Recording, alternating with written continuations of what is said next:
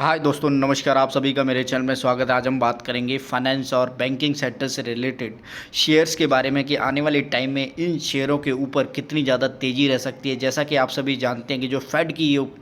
अभी एक मीटिंग होने वाली थी और उसके बाद आरबीआई ने भी अपने जो रेट्स इंटरेस्ट हैं वो इंक्रीज़ करने थे, लेकिन अभी ऐसा हुआ है कि पिछले शुक्रवार को जो और थर्सडे को जो गिरावट आई थी उसका रीज़न यही था क्योंकि शुक्रवार वाले दिन ये दोनों के दोनों अनाउंसमेंट होनी थी। लेकिन जो इंडियन गवर्नमेंट ने आरबीआई ने इस रेट को रेपो रेट को अनचेंज किया, यानी कि जैसा पहले था वैसा का वैसा ही, उसके अंदर कोई भी चेंजेस नहीं किए। और यही रीज़न है कि शुक्रवार को जो गिरावट के अंदर शेयर बाज़ार था स्टार्टिंग में, वो शाम तक जाते जाते एकदम से पॉजिटिव नोट में आता हुआ दिखाई दिया। तो अब जो एक सेक्टर है पूरा का पूरा बैंकिंग और फाइनेंस का सेक्टर, उसके अंदर किस तरह से आने वाले टाइम में आपको एक अच्छी खासी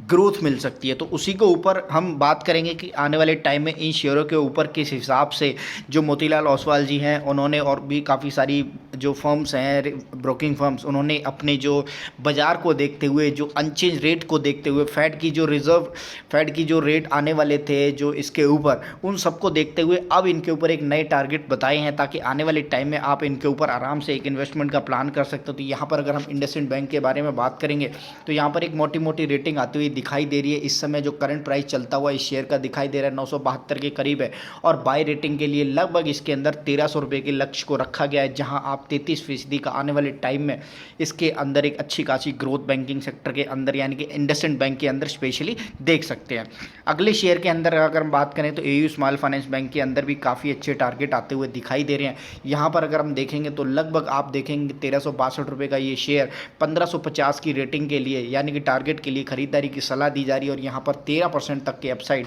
आपको देखने को मिल सकते हैं। इसके साथ हम बात करेंगे अपने नेक्स्ट शेयर की, जिसका नाम है फेडरल बैंक। और फेडरल बैंक को आप अच्छी तरीके से जानते हैं कि किस तरह से पिछले बीते टाइम में भी इस शेयर ने काफ़ी अच्छे रिटर्न जनरेट करते हुए दिखाए, और अभी भी इस शेयर के ऊपर लगभग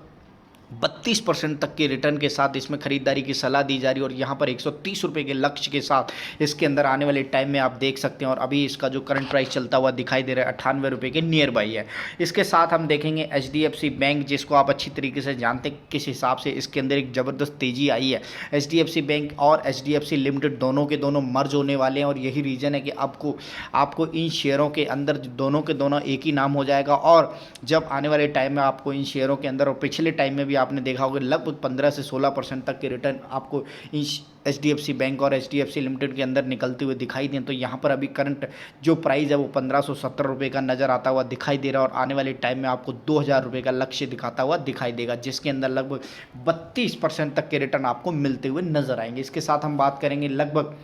जो दूसरा शेयर है यानी कि आरबीएल बैंक, जिसने पिछले टाइम में भी काफ़ी अच्छे रिटर्न दिए हैं, लेकिन काफ़ी टाइम से कंसोलिडेशन मोड पर चलता हुआ दिखाई दे रहा है, जिसके अंदर इस समय 137 रुपये के भाव के साथ आप खरीदारी करके 200 रुपये के लक्ष्य के साथ आप आराम से इसमें जा सकते हैं, और 46% तक के अपसाइड आपको इस शेयर के अंदर आने वाले टाइम में मिलते हुए दिखाई देंगे। इसके साथ हम बात करेंगे इक्विटास होल्डिंग लिमिटेड की, जिसके अंदर भी काफ़ी अच्छे प्राइस के लिए खरीदारी की सलाह दी जा रही है, और यहाँ पर आप देखेंगे 113 रुपये का इसका जो वर्तमान प्राइस चलता हुआ दिखाई दे रहा है। आने वाले टाइम में आपको 150 रुपये का लक्ष्य दिखा सकता है, और ये 32 रुपये के टारगेट के साथ इसके अंदर आपको एक अच्छी खासी तेज़ी नज़र आती हुई दिखाई देगी। अब एक बार मैं आपको आरबीएल बैंक लिमिटेड का चार्ट दिखा देता हूँ कि किस तरह से इस शेयर के अंदर आपको आने वाले टाइम में जो ग्रोथ है वो नज़र आती हुई दिखाई देगी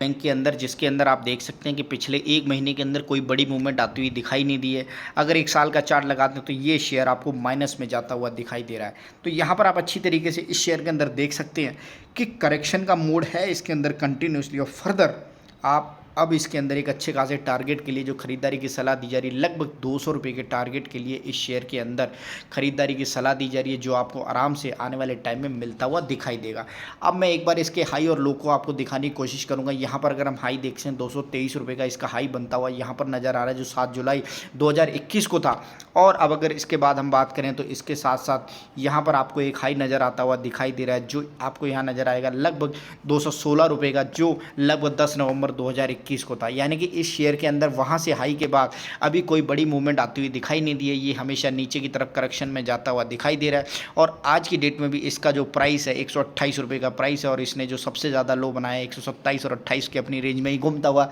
नजर आता है, यानी कि इस समय ये अपने 52 वीक लो पर चलता हुआ दिखाई दे रहा है ये शेयर। और यहाँ से अगर इसके अंदर कोई बड़ी मूवमेंट आती हुई दिखाई देती, जैसा कि